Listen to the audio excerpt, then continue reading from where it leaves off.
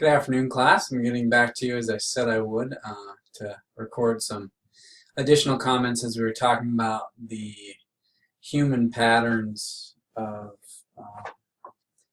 geography, the human geography of Russia and post-Soviet states, our world region that we're exploring this week. And so I made a number of comments in class, but I didn't get quite as far as I had hoped to, which is sort of par for the course, as I'm sure many of you have realized. But we did manage to get through much of the time of Imperial Russia and up through the historical experience in this world region.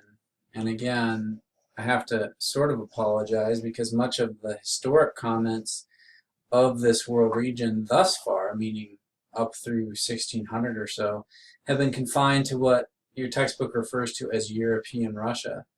But there's something perhaps to be said for that in the sense that the historical record of Russia and post-Soviet states is far more evident in the segment of this world region known as Russian Europe or European Russia. So it's not altogether surprising that that would be the case.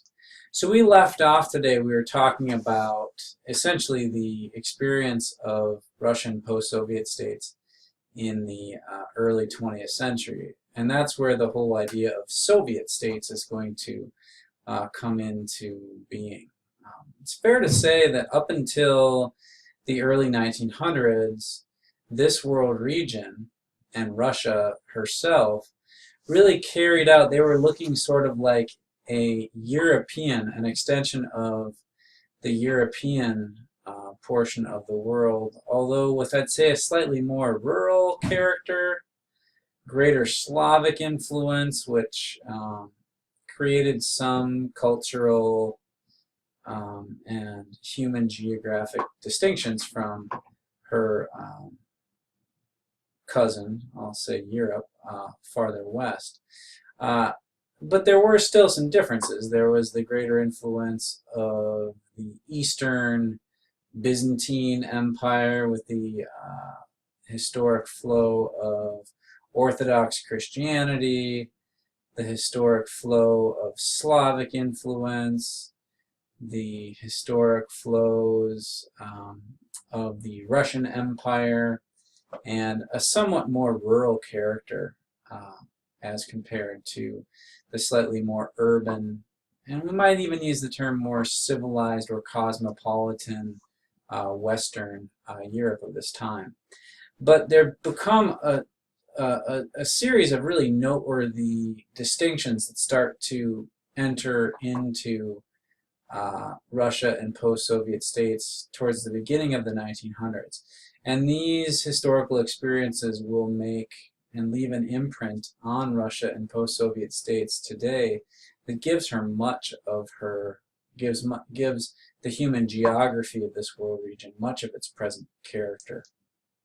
And so I left off today talking a little bit about Tsar Nicholas, who was the last leader of the Romanov dynasty, a dynasty that extended several centuries in the Russian Empire. He essentially was a reviled leader for a number of different reasons by the early 1900s. In fact, part of what made him, earned him such a, I guess, a reputation or revulsion among the Russian people was that he had actually, by 1917, which is the year of the Russian Revolution, on a couple different occasions, Nicholas had to put down several protests by both the peasants and the intelligentsia, like the educated leading lights of Russian society in the early 20th century. These had taken their toll and made him very popular. And when you add to that a very flawed and failed effort during World War I that saw the Russians actually surrender midway through, some of you have perhaps heard of the Treaty of Brest-Litovsk. The Treaty of Brest-Litovsk was the agreement between Russia and Germany, or the Axis powers of World War I, whereby Russia effectively removed itself from World War I and in the process turned over a lot of her land. So this was a fairly humiliating moment in Russian history. And not surprisingly, moments of deep humiliation oftentimes prompt dramatic changes. And those will come very quickly in the immediate aftermath of Russia's surrender from or removal and essentially capitulation during World War I. The Bolshevik Revolution will go forward within Russia. And essentially the Bolshevik Revolution is a radical revolution whereby the very core character of Russian society is going to be transformed. Bolshevik Revolution actually gives way to a brief civil war whereby two different and rivaling powers of radicals within Russia, the Bolsheviks and the Mensheviks, are essentially engaged in a tug of war for what the proper and best path forward the Russian people and the Russian government should take. Now here's where we can talk about Karl Marx, who oddly enough was a German. So communism, the father of communism, Karl Marx, who we have briefly discussed in this course, was actually a European. And here he is about to introduce his thoughts and his vision. Of course, Karl Marx by this time is well past. He wrote the Communist Manifesto in 1848.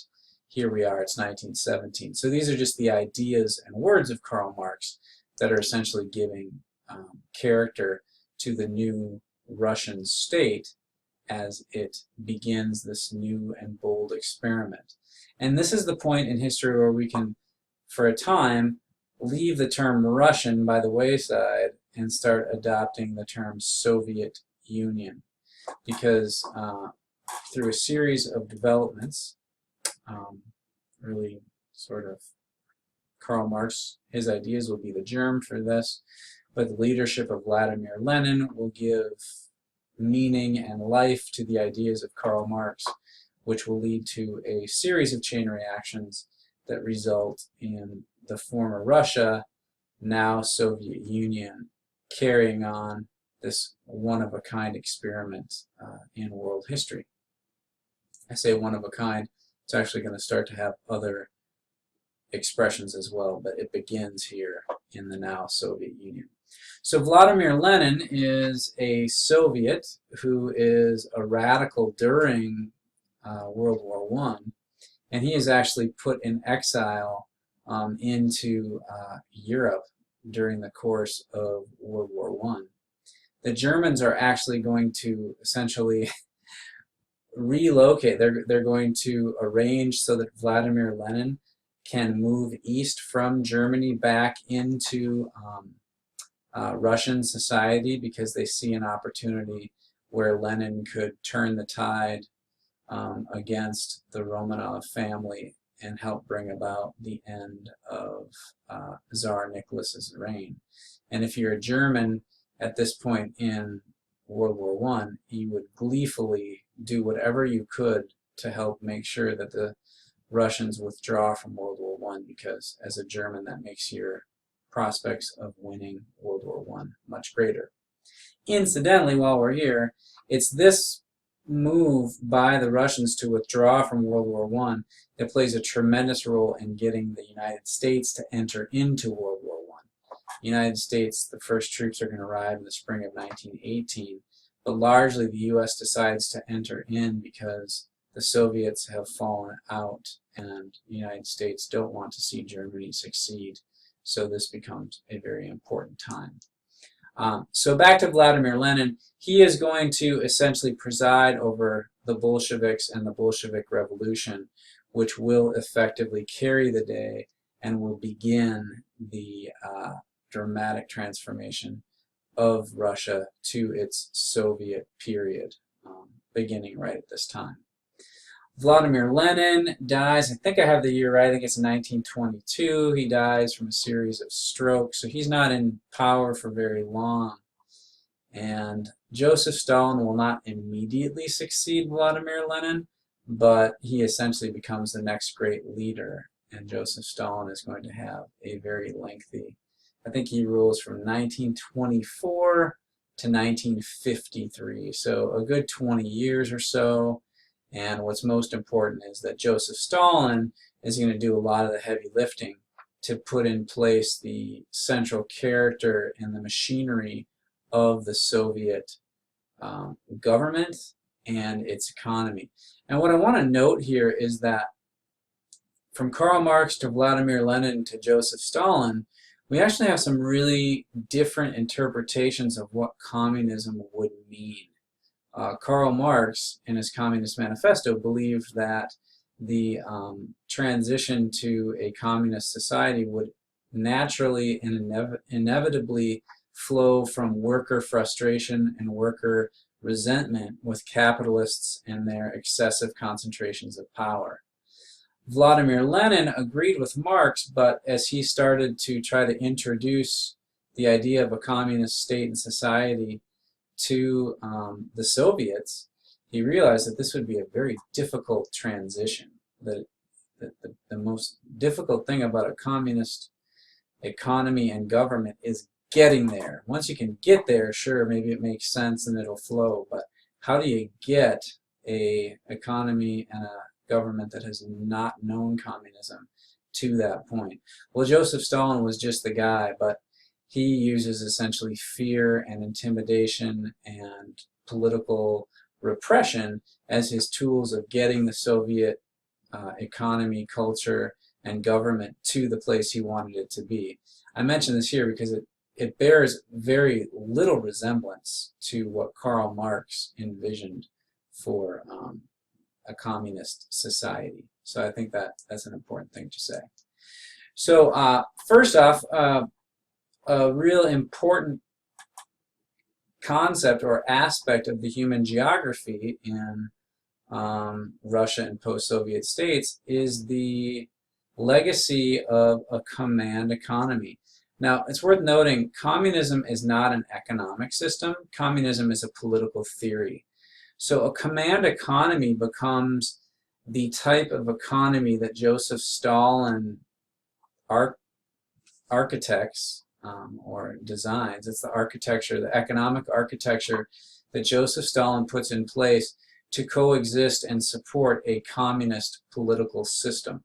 And so a command economy is a really interesting thing. It's a state-run or centrally planned economy where all of the major decisions are made by a central government. Now, you compare that with, say, the United States and its free market economy. The United States economy is dictated largely by price. And price is this interesting intersection of supply and demand. So price can constantly change based on how much a demand and how much supply there is of a given product or a given good. Well, there's no real price structure to speak of in a command economy because the decisions are being made, both the number of goods produced and the amount that people can buy is sort of determined by this central government directive. And that, of course, creates all sorts of problems of efficiency, but it also allows the state tremendous power and can deal with things such as resource shortages, so on and so forth. But that's a really important part of the human geography that still even lingers. It's a certain legacy today within Russia and post-Soviet states. Science and technology within the Soviet era, there were numerous examples of tremendous feats of accomplishment in science and technology. But what was not very well understood by the rest of the world was the sacrifices and the hardships that the everyday Soviet people were encountering to free up the resources and free up the intelligence to allow for science and technology to reach its peak. So things like the launching of satellites like Sputnik, nuclear, the development of nuclear warheads, nuclear missiles. Even to this day, I just heard a story yesterday that the United States relies upon Russia today to purchase many of the missiles or rockets upon which some of our military's capability is launched.